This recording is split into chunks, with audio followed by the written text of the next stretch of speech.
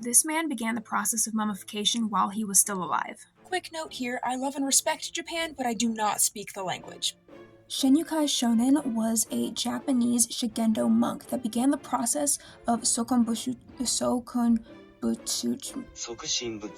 becoming a living Buddha in 1783. Hundreds of monks might have attempted to become a living Buddha, however, fewer than 24 were successful at it. Now, the idea of becoming a living Buddha stemmed from the belief that one's self-sacrifice would then help the community.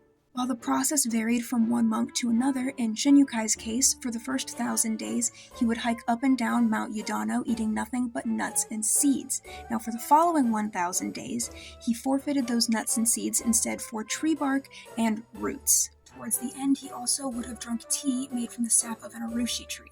Urushi tree sap is both used to lacquer pottery in Japan, but also happens to be highly toxic. Now, the water that this tea would have been steeped in comes from the mountain and also has traces of arsenic in it.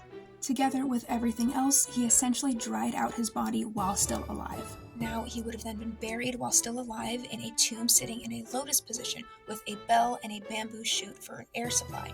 Now, the bell would have been rung every single day, and when those above could no longer hear the bell being rung, it was presumed that he had passed. The tomb was then sealed for 1,000 days before being opened to see if the process had been successful.